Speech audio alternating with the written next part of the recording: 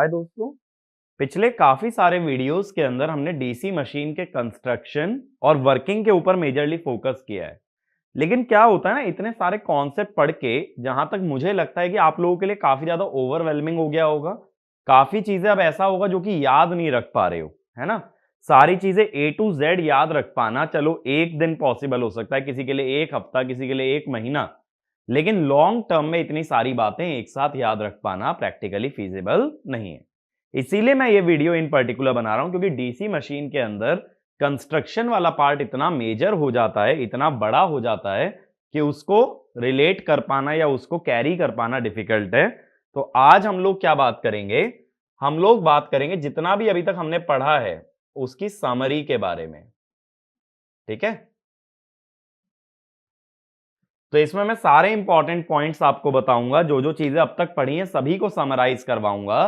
तो अगर पीछे के लेक्चर सारे नहीं भी देखे तो भी इसको, अगर पहले थोड़ा बहुत मशीन पढ़ चुके हो तो इस वीडियो को देख सकते हो। ठीक है, और इस वीडियो से आपको एक कंप्लीट आइडिया हो जाएगा, ताकि जब कभी आगे भी रिवीजन करना हो ना तो पूरा कंस्ट्रक्शन वन बाय वन दोबारे मत देखना, सिर्फ क्या देख लेना, ये वाला वीडियो देख लेना, और कहीं अगर किसी पर्टिकुलर टॉपिक में दिक्कत आती है तब उसके रिलेटेड वीडियो व्यू करना। ठीक है, क्योंकि बार बार इतना वाइड वे में कोई भी सब्जेक्ट कवर कर पाना इम्पॉसिबल है। ठीक है, तो स्टार्ट करें। अब देखो, डीसी मशीन जब मैंने शुरू किया था, सबसे पहले मैंने एप्लीकेशन वाला पार्ट बताया था। मैंने ये बोला था डीसी जनरेटर्स का यूज धीरे धीरे कम हो गया क्योंकि रेक्टिफायर्स आ गए, और वहीं डीसी मोटर का यूज अभी भी किया जाता है ट्रैक्शन में, बैटरी ड्रिवन व्हीकल्स में, छोटे छोटे रेजर्स में, इन सब में डीसी मोटर का काम अभी भी आता है। फिर मैंने आपको बताया था रोटेटिंग मशीन के अंदर बेसिक चीजें क्या क्या होती हैं, एक स्टेटर होता है और एक रोटर होता है। तो डीसी मशीन की कंस्ट्रक्शन वाइज अगर हम बात करें तो डीसी मशीन में स्टेटर पे हम लगाते हैं फील्ड वाइंडिंग और रोटर पे हम लगाते हैं आर्मेचर वाइंडिंग। फील्ड वाइंडिंग का काम क्या होता है भाई? फील्ड वाइंडिंग का काम है to generate flux, armature winding का टू कैरी द सोर्स और द लोड करंट। ये बेसिक बातें हम लोगों ने देखी थी। फिर मैंने बोला था एसी मशीन्स के अंदर स्लिप रिंग यूज होती है और डीसी मशीन के अंदर स्प्लिट रिंग यूज होती है। तो हमने देखा था एसी मशीन्स, इसमें स्लिप रिंग और उसके साथ में ब्रशेस, और डीसी मशीन्स इसके अंदर कम्यूटेटर और उसके साथ में ब्रशेस। ऐसा हमने देखा था। फिर मैंने आपको बताया था होमोपोलर और हेट्रोपोलर डीसी जनरेटर। मैंने बोला था होमोपोलर में सारे पोल्स एक ही टाइप के होते हैं, तो वहां डायरेक्टली डीसी जनरेट होती है। हेट्रोपोलर में पोल्स नॉर्थ साउथ होते हैं, तो वहां एसी जनरेट होती है। लेकिन होमोपोलर डीसी जनरेटर महंगा होता है, इसीलिए किसका यूज करते हैं? हेट्रोपोलर। और हेट्रोपोलर के अंदर हमेशा मशीन चाहे डीसी हो या एसी हो, हेट्रोपोलर मशीन में induced EMF is always AC. ये हमने देखा था, इंड्यूस्ड ईएमएफ हमेशा एसी होता है। और इस एसी को डीसी में कन्वर्ट कौन कर देता है? कम्यूटेटर। फिर मैंने आपको एसी जनरेटर की वर्किंग बताई थी, वहां प्रूफ किया था एसी ईएमएफ बनता है, और डीसी जनरेटर में ही प्रूफ किया था एसी ईएमएफ बनता है, लेकिन बाहर कम्यूटेटर के कारण हमें डीसी मिलता है। फिर हमने ये बोला था अगर डीसी मोटर में स्प्लिट रिंग की जगह स्लिप रिंग लगा दो, यानी डीसी मोटर के अंदर कम्यूटेटर ना लगा के स्लिप रिंग लगाई जाए, तब क्या होता है? जो टॉर्क होता है वो ऑसिलेटिंग होता है, यानी आधी साइकिल में क्लॉकवाइज घुमाने की कोशिश करता है और बाकी आधी साइकिल में एंटी क्लॉकवाइज। तो मोटर कंप्लीट रोटेशन नहीं ले पाती है, और इसीलिए वहां कम्यूटेटर यूज करके मोटर का कंप्लीट रोटेशन बना सकते हो। ये सब कॉन्सेप्ट कवर करने के बाद हम कंस्ट्रक्शन वाले पार्ट पे आए थे। तो सबसे पहले मैंने योक के बारे में पॉइंट याद रखने के लिए क्या बोला था? योक कैरीज कितना फ्लक्स ले जाता है, phi बाय 2, जहां पे कि phi क्या है, phi इज द फ्लक्स पर पोल। इतना फ्लक्स कैरी करता है योक। योक के बाद हम लोग किस पार्ट पे आए थे, योक के बाद हम आए थे फील्ड वाइंडिंग या फील्ड मैग्नेट के बारे में बात करने। जब फील्ड मैग्नेट के बारे में बात की थी तो मैंने बोला था पोल कोर के अंदर कोई ऐसा खासा कॉन्सेप्ट नहीं है, इंपॉर्टेंट अपने लिए था पोल शू। पोल शू में याद रखने वाली बात मैंने क्या बताई थी कि शैम्फर्ड पोल शू अगर लेते हो या शैम्फर्ड पोल, तो इसमें साइनोसोइडल फ्लक्स डेंसिटी प्रोड्यूस होती है, और अगर आर्क शेप्ड पोल शू लेते हो तो इसके अंदर flat topped flux density produce होती है। इसीलिए डीसी मशीन के अंदर आर्क शेप्ड का यूज करते हैं और एसी मशीन में शैम्फर्ड। लेकिन कभी कभी डीसी मशीन में भी शैम्फर्ड पोल्स पे आ जाते हैं in order to reduce armature reaction. फिर मैंने एक बात बोली थी, curve of B versus theta, ये मैंने प्रूव भी किया था, is same as curve of E versus omega T. ठीक है, एक चीज हमने ये भी देखी थी, electrical angle is P/2 mechanical angle, और ये जो होता है ये इलेक्ट्रिकल एंगल होता है, थीटा यहां पे मैकेनिकल एंगल नहीं होता है। ठीक है, इट इज इलेक्ट्रिकल एंगल। ये मेरी बात क्लियर हुई? ठीक है, अब इसके बाद हमने क्या देखा था, पोल शू के बाद हमने फील्ड वाइंडिंग के बारे में बात की थी। तो मैंने बोला था फील्ड वाइंडिंग अगर आर्मेचर के शंट में जुड़ेगी, शंट में जुड़ने में इसके नंबर ऑफ टर्न्स मोर होंगे और क्रॉस सेक्शन एरिया लेस लिया जाता है और इसका करंट भी लेस होता है। सीरीज वाइंडिंग अगर लेते हो, वाइंडिंग आर्मेचर के सीरीज में अगर जुड़ेगी, कौन सी वाइंडिंग की बात कर रहा हूं, फील्ड वाइंडिंग की, तो इसके नंबर ऑफ टर्न्स हम लोग कम लेके चलते हैं, क्रॉस सेक्शन एरिया वायर का ज्यादा लेके चलते हैं, और इसका IF IA के बराबर होता है, इसीलिए ये हाई होता है। ये बात हो गई थी फील्ड वाइंडिंग की। फिर फील्ड वाइंडिंग को कवर करने के बाद हम गए थे कम्यूटेटर पे। कम्यूटेटर के अंदर मैंने क्या बताया था कि कम्यूटेटर के पर्पसेस याद रखना। क्या क्या पर्पस थे कम्यूटेटर के, AC to DC conversion in case of generator, फिर दूसरा DC to AC conversion in case of motor, और तीसरा rotates armature MMF at same speed as field MMF। ठीक है, और डीसी मशीन के अंदर ये आर्मेचर MMF को स्टेशनरी रखता है। और देखो ये हमने पिछले चैप्टर के अंदर कवर किया था कि अगर दोनों MMF आपस में स्टेशनरी नहीं हुए तो जो भी टॉर्क बनता है वो ऑसिलेटिंग बनता है, इसीलिए मशीन के अंदर स्मूथ रोटेशन नहीं आ सकती है। ठीक है, ये सारी बातें हमने देखी थी। अब कम्यूटेटर के बाद हम गए थे आर्मेचर कोर के बारे में बात करने। पहले हमने ब्रशेस के बारे में बात की थी, तो पहले ब्रशेस के बारे में बात कर लेता हूं। कम्यूटेटर के बाद हमने बात की थी ब्रशेस के बारे में। अब हमें ये तो बहुत अच्छे से पता है कि ब्रशेस कार्बन से बनते हैं, लेकिन हमने क्या पढ़ा, नंबर ऑफ ब्रश किसके बराबर होते हैं, ये होते हैं नंबर ऑफ पैरेलल पाथ के बराबर, है ना। नंबर ऑफ ब्रश हमेशा नंबर ऑफ पैरेलल पाथ के बराबर होते हैं। तो अगर मल्टीप्लेक्स लैप वाइंडिंग लेते हो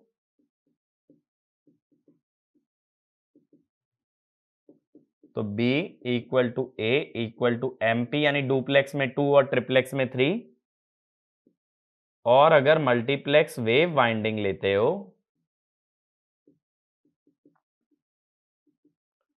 तो B equal to A equal to 2M।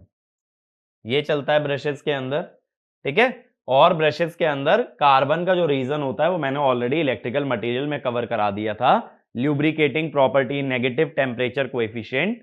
But इसके अंदर न्यूमेरिकल पॉइंट ऑफ व्यू से याद रखने वाली बात, ये तो नंबर ऑफ ब्रशेस हो गए, और एक ब्रश वोल्टेज ड्रॉप।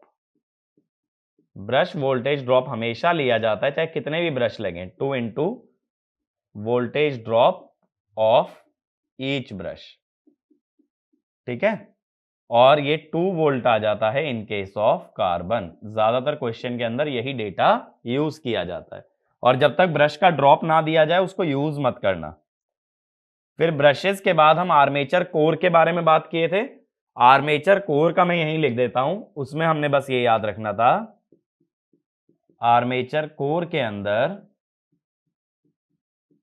कि डीसी मशीन में हमेशा यूज होते हैं ओपन स्लॉट्स, ठीक है। और इसका मैंने बोला भी था कि मैं ज्यादा डिटेल में डिस्क्रिप्शन आपको दूंगा जब हम इंडक्शन मशीन कवर करेंगे, वहां स्लॉट्स की सारी शेप हम लोग कवर करेंगे। फिर काफी लंबे टॉपिक पे हम लोग चले गए थे, दैट वाज आर्मेचर वाइंडिंग। अब आर्मेचर वाइंडिंग के अंदर हमने बहुत सारी टर्म्स पढ़ी, जैसे कॉन्सेंट्रेटेड एंड डिस्ट्रीब्यूटेड। ये याद है सभी लोगों को कि कॉन्सेंट्रेटेड और डिस्ट्रीब्यूटेड क्या था? कॉन्सेंट्रेटेड माने जब एक कॉइल 2 ही स्लॉट्स के अंदर बांध दी जाती है तो कॉन्सेंट्रेटेड, जब 2 से ज्यादा स्लॉट लगते हैं तो डिस्ट्रीब्यूटेड। फिर मैंने बताया था open and closed winding. Open winding खत्म होती है स्लिप रिंग पे, क्लोज्ड वाइंडिंग जिस पॉइंट से शुरू होती है उसी पॉइंट पे खत्म होती है।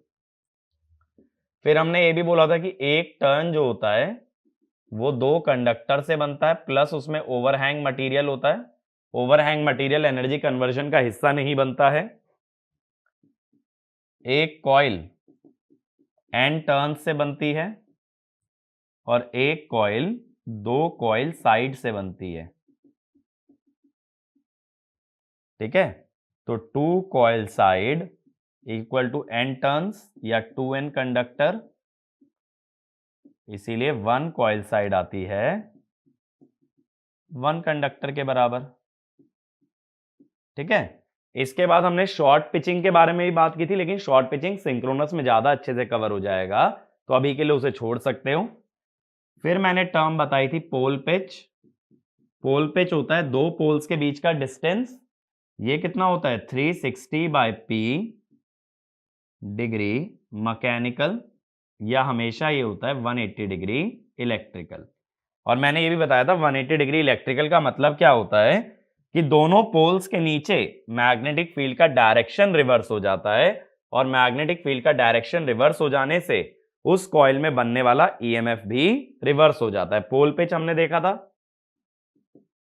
पोल पिच के बाद हमने बात की थी कॉइल स्पैन की। कॉइल स्पैन होता है कि एक कॉइल कितने स्लॉट्स ऑक्यूपाई करती है, और इसमें भी जब हम फुल पिच की बात करते हैं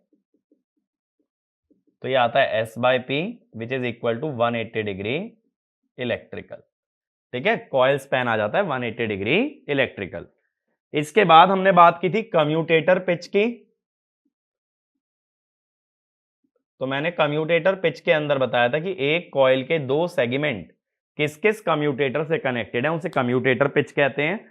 और फिर ये हमने लैप और वेव वाइंडिंग दोनों के लिए देखा था। लैप वाइंडिंग के लिए ±m मल्टीप्लेक्स लैप वाइंडिंग,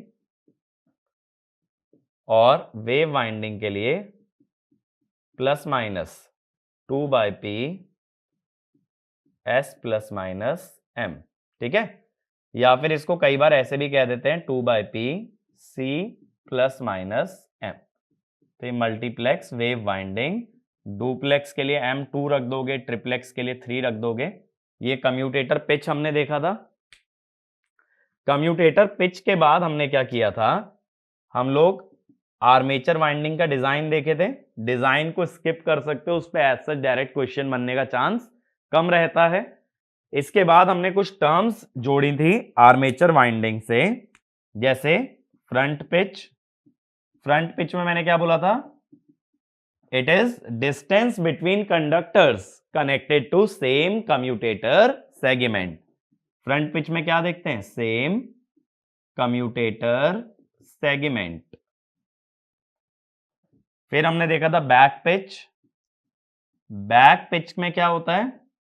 एक कॉइल की दो कॉइल साइड्स के बीच का डिफरेंस, उसे बोलते हैं बैक पिच।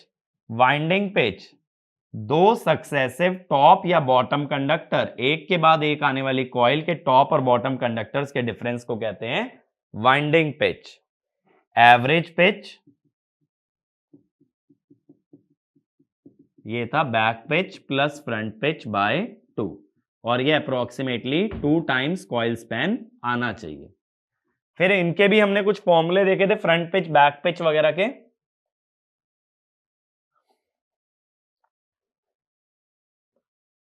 ठीक है, अगर फॉर्मूले भी याद है ना तो एग्जाम पॉइंट ऑफ व्यू से सफिशिएंट है। तो पहले लैप वाइंडिंग की बात कर लेता हूं।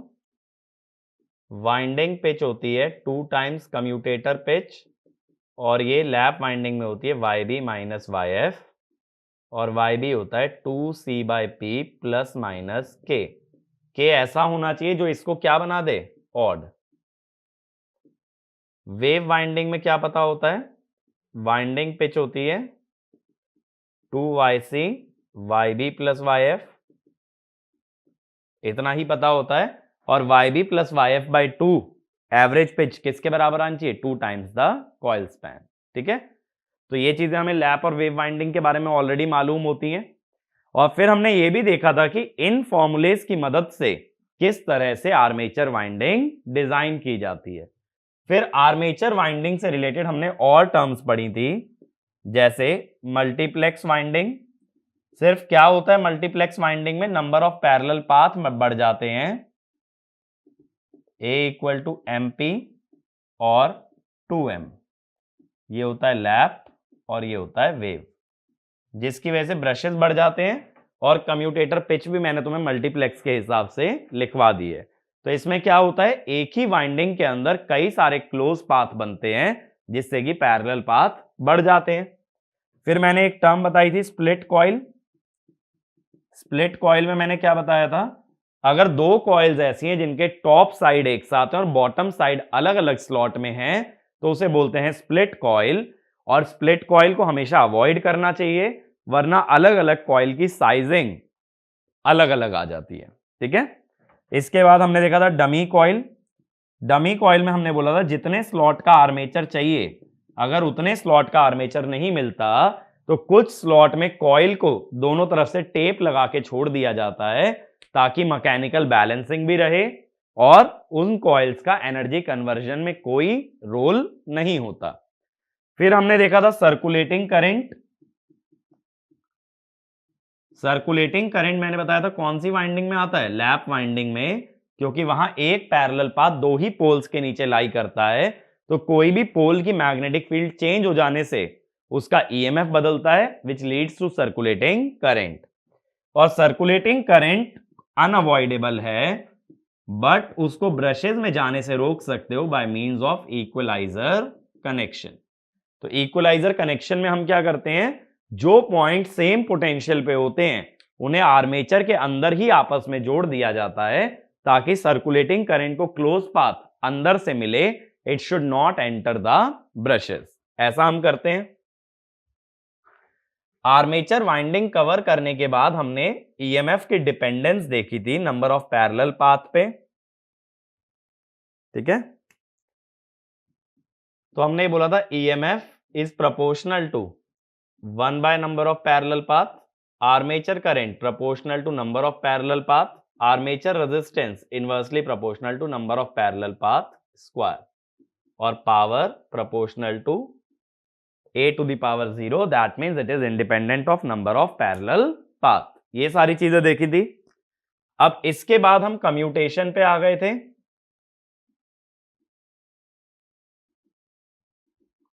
कम्यूटेशन में मैंने क्या बताया था? It is a process of current reversal in a coil. इसके अंदर हमने बात की थी रेजिस्टेंस कम्यूटेशन। सर्कुलेटिंग करंट घटाने के लिए हाई रेजिस्टेंस ब्रशेस का यूज कर सकते हैं, तो दैट इज रेजिस्टेंस कम्यूटेशन। और ये कहां किया जाता है? स्मॉल डीसी मशीन में, क्योंकि लार्ज डीसी मशीन के अंदर एफिशिएंसी कम हो जाती है। फिर हमने देखा था डिलेड कम्यूटेशन। डिलेड कम्यूटेशन में मैंने बोला था एक रिएक्टेंस वोल्टेज इंड्यूस होती है, और वो रिएक्टेंस वोल्टेज कैसे लिखी जाती है? EC इज LC di/dt, और ये करवाती है स्पार्किंग। फिर हम मोस्ट इंपॉर्टेंट कॉन्सेप्ट पे पहुंचे थे, दैट वाज आर्मेचर रिएक्शन। ठीक है, इस पे भी हमने काफी फोकस किया था। आर्मेचर रिएक्शन के अंदर मैंने क्या बताया था? आर्मेचर का जो फ्लक्स है that is in response to field flux, उसे कहते हैं आर्मेचर रिएक्शन। ठीक है, फिर इसके बाद हमने क्या बोला था? आर्मेचर रिएक्शन आने का कारण क्या होता है कि जब फील्ड फ्लक्स होता है वो आर्मेचर वाइंडिंग में ईएमएफ इंड्यूस कराता है। ईएमएफ इंड्यूस होने से आर्मेचर में करंट आता है, और करंट आने से जो फ्लक्स बनता है उसे हम कहते हैं आर्मेचर रिएक्शन। ठीक है, तो आर्मेचर रिएक्शन का ये कॉन्सेप्ट था। आर्मेचर रिएक्शन के ड्रॉबैक्स क्या क्या थे? ठीक है, इसको चाहो तो वीडियो पॉज करके ना अपनी लैंग्वेज में भी लिख सकते हो। ड्रॉबैक मैंने 2 बताए थे। 2 ड्रॉबैक हमारे क्या क्या थे? First, distortion of the main field flux. Second, reduction of the main field flux. अगर फ्लक्स रिड्यूस हो जाता है तो ईएमएफ और टॉर्क कम हो जाते हैं, और डिस्टॉर्शन से it creates problem in commutation और इट कॉजेज स्पार्किंग। फिर मैंने तुम्हें यह बताया था कि आर्मेचर रिएक्शन जो है वो क्रॉस मैग्नेटाइजिंग होता है, क्योंकि वो फील्ड फ्लक्स के परपेंडिकुलर आता है। फिर हमने कॉन्सेप्ट देखा था इसके अंदर जीएनए और एमएनए का। जीएनए क्या होती है? जो फील्ड फ्लक्स के परपेंडिकुलर होती है, और एमएनए रिजल्टेंट फ्लक्स के परपेंडिकुलर होती है, और ड्यू टू आर्मेचर रिएक्शन इन दोनों के बीच में आ जाता है शिफ्ट। न्यूट्रल एक्सिस का सिग्निफिकेंस क्या होता है? ये वो एक्सिस है जिस पे रखी कॉइल में 0 ईएमएफ प्रोड्यूस होता है। कोई पूछे क्यों? क्योंकि यहां वेलोसिटी और मैग्नेटिक फील्ड पैरेलल होते हैं, तो V क्रॉस B आ जाता है 0। तो जीएनए और एमएनए का कॉन्सेप्ट हमने देखा था। फिर हमने ये बोला था अगर ब्रशेस को जीएनए पे रखा है तो 0 ईएमएफ एमएनए पे मिलेगा, लेकिन ब्रश कहां पे है? जीएनए पे। तो जो कॉइल शॉर्ट सर्किट होगी उसमें ईएमएफ 0 नहीं होगा, जिसके कारण आएगा स्पार्किंग। फिर हमने ये बोला था आर्मेचर रिएक्शन एक पोल टिप पे फील्ड फ्लक्स को बढ़ाता है और दूसरी पोल टिप पे घटाता है, जिसको हमने बोला था स्ट्रेंथनिंग और वीकनिंग। लेकिन हमने ये भी बोला था कि strengthening is basically less than weakening due to saturation, इसीलिए ओवरऑल क्या मिलता है? रिडक्शन। इसमें मैंने तुम्हें एक कॉन्सेप्ट बताया था लीडिंग और ट्रेलिंग पोल टिप का, कि जिस पोल टिप के अंदर कॉइल एंटर करे वो लीडिंग, और जिससे वो लीव करे वो ट्रेलिंग। लीडिंग और ट्रेलिंग का देखा था। और फिर लीडिंग ट्रेलिंग की टर्म्स में हमने स्ट्रेंथनिंग और वीकनिंग देखा था, कि जनरेटर के अंदर क्या होता है और मोटर के अंदर क्या होता है। जैसे जनरेटर में देखा था लीडिंग में वीकनिंग होता है और ट्रेलिंग में स्ट्रेंथनिंग, और मोटर में लीडिंग में स्ट्रेंथनिंग और ट्रेलिंग में वीकनिंग। ऐसा हम लोगों ने देखा था। अब इसके बाद हमने क्या देखा था कि आर्मेचर रिएक्शन का रिडक्शन कैसे कर सकते हो, जिसमें हमने बोला था शैम्फर्ड पोल्स यूज कर लो, लैमिनेटेड पोल्स यूज कर लो, फील्ड पोल्स के अंदर होल्स कर दो, या फिर ब्रश शिफ्टिंग। ब्रश शिफ्टिंग में मैंने बताया था अगर ब्रशेस को शिफ्ट करना है तो किस डायरेक्शन में करना होता है? जनरेटर के पैरेलल और मोटर के anti parallel, parallel to generator and anti parallel to motor. और जनरेटर के पैरेलल और मोटर के एंटी पैरेलल शिफ्ट करने से क्या होता है? यहां आर्मेचर रिएक्शन डीमैग्नेटाइजिंग और क्रॉस मैग्नेटाइजिंग में डिवाइड हो जाता है। फिर हमने यहां पे डीमैग्नेटाइजिंग और क्रॉस मैग्नेटाइजिंग एम्पियर टर्न्स भी देखे थे। डीमैग्नेटाइजिंग थे 2θ/180 IA/A Z/2P, और क्रॉस मैग्नेटाइजिंग एम्पियर टर्न्स क्या थे? 180 - 2θ/180 IA/A Z/2P, ये हमने देखा था। और इस वजह से फ्लक्स रिड्यूस हो जाता है। और फिर हमने देखा था अगर उल्टी शिफ्टिंग करते तो डीमैग्नेटाइजिंग और क्रॉस मैग्नेटाइजिंग नहीं, मैग्नेटाइजिंग और क्रॉस मैग्नेटाइजिंग होता, अपोजिट शिफ्टिंग में इफेक्ट उल्टा आता है। ठीक है, फिर ब्रश शिफ्टिंग में हमने क्या बोला था, ब्रशेस को जब शिफ्ट कर देते हैं तो आर्मेचर रिएक्शन हमेशा ब्रशेस के अलोंग लाई करता है, इस वजह से आर्मेचर रिएक्शन भी शिफ्ट होता है और एमएनए वापस से शिफ्ट हो जाती है, तो कभी भी एमएनए को कैच नहीं कर सकते। और इसके बाद हमने एक बात और बोली थी कि ब्रश शिफ्टिंग कितना करना पड़ेगा, that always depends on armature current and that is why brush shifting is not a suitable method. इसके बाद हमने बोला था कि सूटेबल मेथड क्या होता है, इंटरपोल। इंटरपोल में मैंने क्या बताया था, इसकी polarity main field pole ahead, अगले मेन फील्ड पोल जैसी होती है in case of generator, main field pole before, पिछले मेन फील्ड पोल जैसी होती है इन केस ऑफ मोटर। और इंटरपोल्स को क्यू एक्सिस पे या इंटरपोलर रीजन में लगाया जाता है, जिससे कि ये क्यू एक्सिस पे जो रखी कॉइल है उसमें जो ईएमएफ बनता है उस ईएमएफ को कैंसिल आउट करता है। तो इंटरपोल का काम क्या होता है, टू इंप्रूव कम्यूटेशन, और इंटरपोल का एमएमएफ थोड़ा ज्यादा ही रखते हैं so that it can cancel the reactance voltage. और ये पूरे आर्मेचर रिएक्शन को कैंसिल नहीं करता, और इसकी शेप कैसी होती है, नैरो, ताकि ये एक ही कॉइल को अफेक्ट करें। फिर हमने देखा कंपेंसेटिंग वाइंडिंग। कंपेंसेटिंग वाइंडिंग क्या करती है, इसको कहां रखा जाता है, इसको मेन फील्ड पोल के अंदर लगाते हैं और ये पोल के अंडर आर्मेचर रिएक्शन को कैंसिल आउट कर देती है। और इसका एमएमएफ कितना रखते हैं, एम्पियर टर्न्स कह दो या एमएमएफ कह दो, ये हमने पढ़ा था pole arc by pole pitch into IA by A into Z by 2P। इतना एमएमएफ लेके चला जाता है कंपेंसेटिंग वाइंडिंग के अंदर, और ये आर्मेचर रिएक्शन को अंडर द पोल कैंसिल करती है, और इससे जो हमारा फ्लक्स डेंसिटी आता है वो आ जाता है फ्लैट टॉप्ड। ठीक है, तो ये सारी बातें हमने कंस्ट्रक्शन के अंदर कवर की हैं। मानता हूं काफी सारे पॉइंट्स हैं, लेकिन हर पॉइंट का पूरा पूरा डेरिवेशन हमें याद नहीं रखना है, इंपॉर्टेंट पॉइंट्स याद रहने चाहिए। किसी भी एग्जाम में अटेम्प्ट करते हो तो उसके अंदर इस सब टॉपिक से थ्योरी क्वेश्चन एक्सपेक्ट करके जा सकते हो, और थ्योरी क्वेश्चन को टैकल करने का तरीका ये है कि टॉप ऑफ द माइंड ये बातें रहनी चाहिए, जो छोटी छोटी बातें हैं ना, ये एकदम टॉप पे रहनी चाहिए। अब अगर कहीं एनालिसिस करना पड़ जाए, थोड़ा अंदर जाना पड़ जाए, तब तुम्हें डिटेलिंग बनानी आनी चाहिए कि कैसे डॉट और क्रॉस बनाते हैं, कैसे पूरा डीसी मशीन का एनालिसिस करते हैं। वो सब चीजें तब काम आएंगी जब वो तुमसे थोड़ा सा सोचने वाला क्वेश्चन पूछ ले। ठीक है, तो अगर थिंकिंग बेस्ड क्वेश्चन आ रहा है तो तुम्हें सोचना पड़ेगा, अदरवाइज बहुत जगह तुम्हें डायरेक्ट क्वेश्चन मिलेंगे, तो इतनी सब बातें याद रखते हो तो डायरेक्टली इस क्वेश्चन को अटेम्प्ट कर सकते हो। और ऐसा मत सोचो ये सब चीजें रटनी है, ये सब कंसेप्चुअली है, ऑलरेडी तुम इतने सारे वीडियोस देख के ये सब बातें समझ चुके हो, तब मैं इतना जल्दी जल्दी इन सबको गो थ्रू कर रहा हूं। ठीक है, ऐसा नहीं है कि कुछ भी पहले नहीं पढ़ा और सीधा ये चीजें देखोगे और एकदम से क्लियर हो जाएगा, ऐसा नहीं हो सकता। ये क्लैरिटी सिर्फ तब मिलेगी जब पिछले वीडियोस देख चुके हो या मशीन के अंदर कहीं ना कहीं पहले कोई बैकग्राउंड रहा है। ठीक है, तो थ्योरी पार्ट को हम लोग यहीं पे वाइंड अप करते हैं। अब आगे की जितनी बातें करेंगे वो न्यूमेरिकल ओरिएंटेड होंगी, तो नेक्स्ट वीडियो से हम लोग क्वेश्चन पॉइंट ऑफ व्यू पे जाएंगे, और नेक्स्ट वीडियो से मेनली हम उन कॉन्सेप्ट्स की बात करेंगे जो डायरेक्टली क्वेश्चन के अंदर अप्लाई हो सकते हैं। ठीक है, तो इस लेक्चर को यहीं पे खत्म करते हैं। Thank you.